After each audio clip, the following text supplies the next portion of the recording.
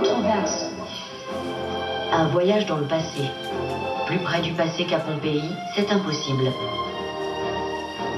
Un voyage dans le temps pour 2,5 millions de touristes qui chaque année affluent dans la ville ensevelie par le Vésuve en 79 après Jésus-Christ. Pompéi, c'est aussi ce qui attire les visiteurs au British Museum de Londres, où se tient jusqu'à fin septembre l'exposition Vie et mort à Pompéi et Herculanum, consacrée à la vie quotidienne des habitants. L'exposition met en valeur le quotidien des Romains dans leur intimité. Pompéi et Herculanum sont des témoins importants du passé parce que ces villes ont été ensevelies à une date précise. L'éruption volcanique a bloqué la dégradation ultérieure. Sans elle, les maisons auraient été détruites dès le Moyen-Âge et les temples démolis. Peut-être qu'une ou deux maisons auraient pu survivre. Tout le paysage urbain a été conservé comme il était du temps de la Rome antique. 19 heures d'éruption volcanique. Pompéi disparaît sous les cendres. Herculanum est carbonisé par un nuage incandescent. Un lit d'enfant à bascule, intact. L'exposition rend palpable ce qui constituait la trame de la vie quotidienne dans l'Antiquité. Aujourd'hui encore, beaucoup de villes possèdent un amphithéâtre romain ou un temple qui date de cette époque. Mais il n'y en a aucune où l'on peut voir encore les maisons, les fresques murales et les mosaïques qui décorent le sol, ou encore le premier et le deuxième étage des habitations.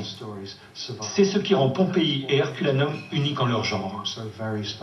Si cet univers retrouve son éclat à Londres, les nouvelles de Pompéi ne sont pas bonnes, et depuis plusieurs années. It seems human negligence is finishing what Mount Vesuvius started almost 2,000 years ago. A 2,000-year-old structure in the ruins of ancient Pompeii lies in ruins. In Italy, a man involved in the restoration of the ancient city of Pompeii has been arrested and charged with corruption.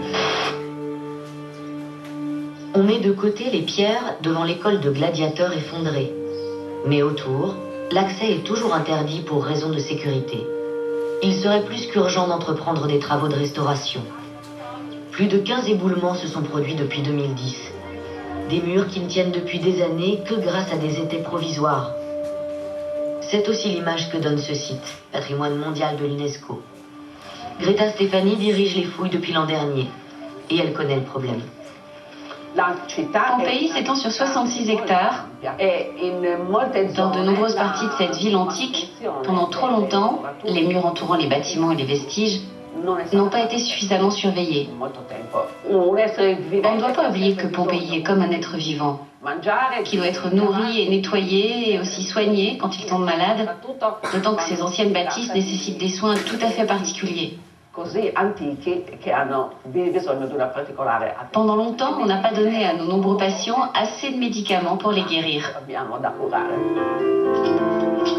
Un financement de 105 millions d'euros devrait y aider. L'Union européenne a débloqué presque la moitié de la somme. L'argent investi sera sévèrement contrôlé afin que la mafia ne puisse rien détourner à son profit. Grâce à ce projet, on devrait au moins pouvoir préserver les lieux culturels antiques.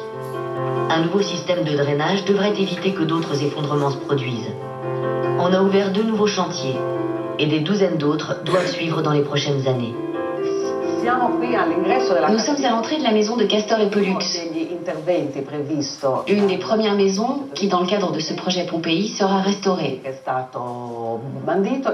Les travaux ont commencé en février et prévoient la restauration du toit et des murs. La deuxième phase concernera les peintures murales et les mosaïques. Depuis des années, Dario Saoto nous renseigne sur l'état de dégradation des lieux de fouilles en Europe.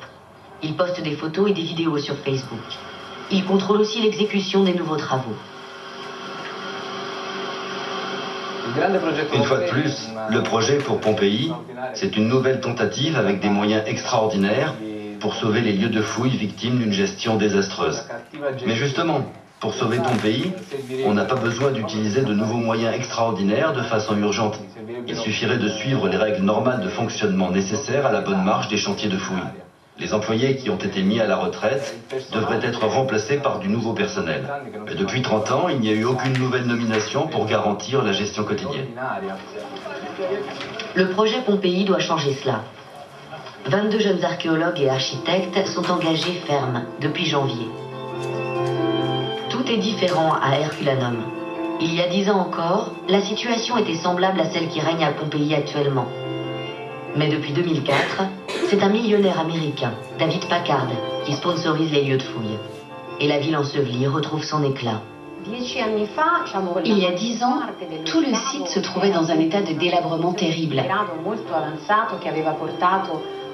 Et de grandes parties de la ville n'étaient plus accessibles aux visiteurs.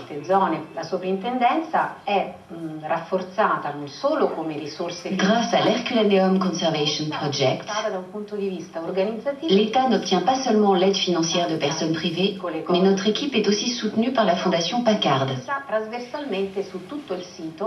Ce travail en commun régulier et durable a permis en moins de 10 ans de rendre Herculanum à nouveau présentable. ad un livello di conservazione accettabile. Aucune exposition dans aucun autre musée au monde ne pourrait mieux représenter la vie quotidienne d'une ville romaine que l'original. Le plus petit mal devient grand lorsqu'on le néglige. C'est ce que dit un graffiti romain à Pompéi. Une sagesse qui garde toute sa valeur, un cri d'alarme. Il faut préserver cette ville au pied du Vésuve d'une deuxième catastrophe.